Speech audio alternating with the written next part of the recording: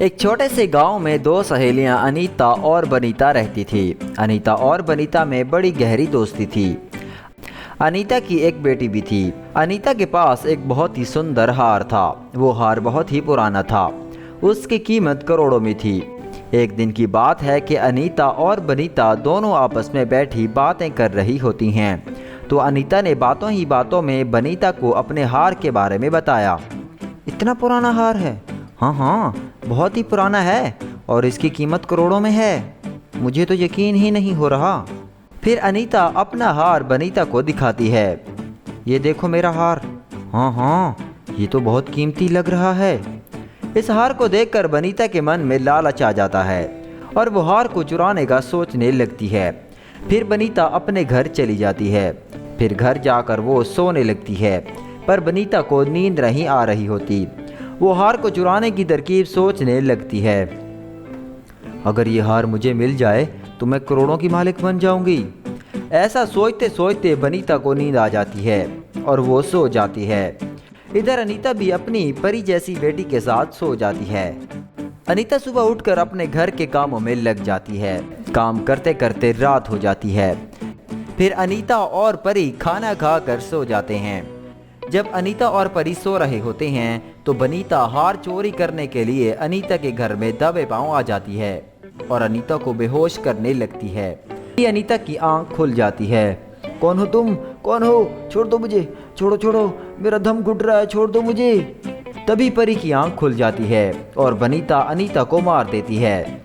बनीता मासी, आपने मेरी अम्मी को क्यों मारा?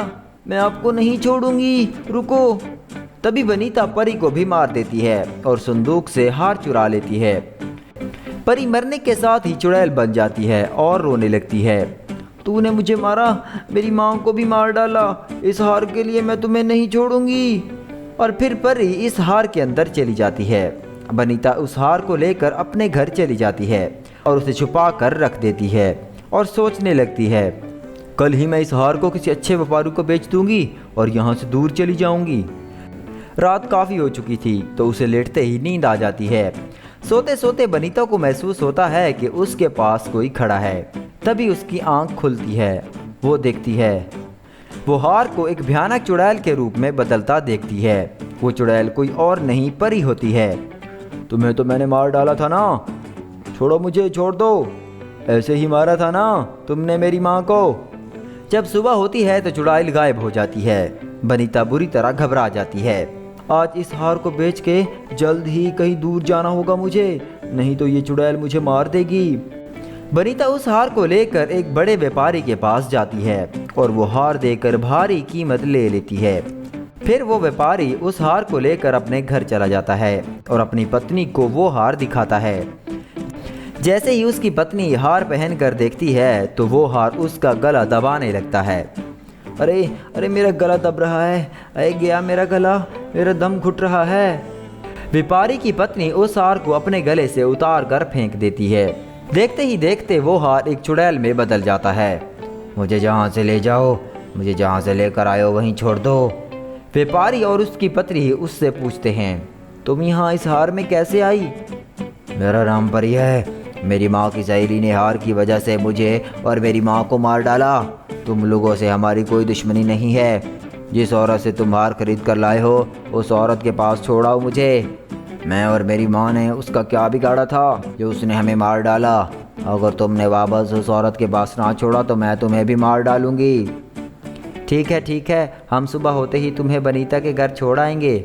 अब रात बहुत हो चुकी है, सुबह का इंतज़ार करना होगा। जैसे ही सुबह होती है व्यापारी और उसकी पत्नी वो हार लेकर बनीता के घर चले जाते हैं। कहीं जाने की तैयारी कर रही हो क्या? तुम यहाँ कैसे आए? मैं तुम्हें तुम्हारी चीज़ वापस करने आया हूँ। क्यों, क्या हुआ भाई? इस हार को क्या हुआ? आपने तो बड़ी खुशी से ख़रीदा था ना ये हार। नहीं, मुझे ये हार नहीं चाहिए, आप इसे वापस ले लीजिए। व्यापारी वो हार वापस करके चला जाता है और पैसे बगैर वापस लिए ही घर चला जाता है। बनीता समझ जाती है कि वो व्यापारी हार वापस क्यों करके चला गया है। व्यापारी के जाने के साथ ही बनीता के घर का दरवाज़ा खुद ही बंद हो जाता है। अरे किसने किया बंद दरवाज़ा? तभी हार के अंदर से चुड़ैल बाहर आती है। मुझे माफ़ कर दो, मुझे माफ़ कर दो, मुझसे गलती हो गई। और चुड़ैल बनीता का गला पकड़ लेती है, लेकिन उसकी एक भी बात नहीं सुनती और उसे वहीं मार डालती है।